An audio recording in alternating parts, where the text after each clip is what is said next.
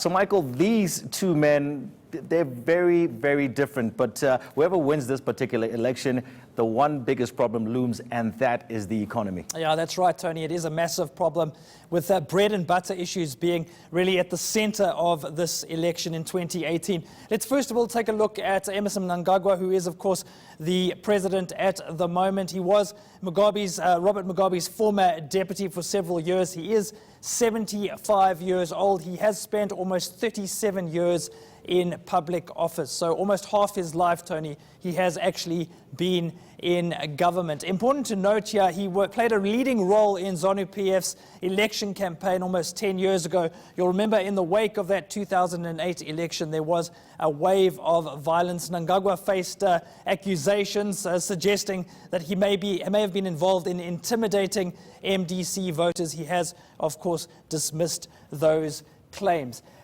Let's focus quickly on the economy. As you mentioned, Tony, foreign investment is a key focus area for Mnangagwa. He has said that he wants to attract investors back into the country. That's largely because unemployment is such a massive problem. In fact, 95% of all jobs in Zimbabwe are in the informal sector. So the likes of street vendors, many of whom are simply trying to eke out a living on a daily basis. Of course, Mnangagwa will be wanting to try to build the formal economy if he retains his position. He's also suggested that Zimbabwe could grow as much as 6% this year. His finance minister was quoted as saying that that's if certain reforms are put in place. Now, Zimbabwe's trade balance is a crucial part of the equation, Tony. What you're looking at here is imports versus exports.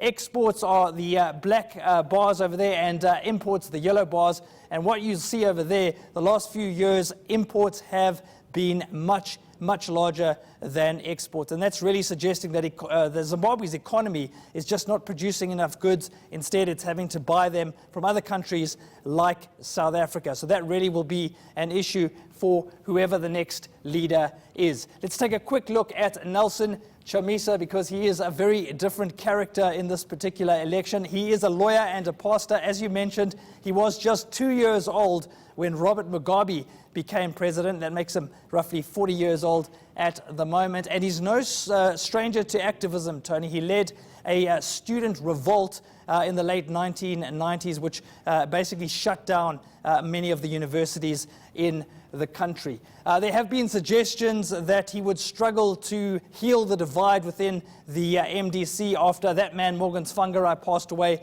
earlier this year, but he says he is the man to do that. He's also suggested that he's Zimbabwe's answer to Emmanuel Macron and Justin Trudeau. Of course, Justin Trudeau is the Canadian leader. Both of those men, of course, very young leaders, and they have emerged as the presidents of their respective countries. So Chamisa says he is Zimbabwe's answer to Macron and Justin Trudeau. Finally, Tony, there have been suggestions that Robert Mugabe is backing Nelson Chamisa.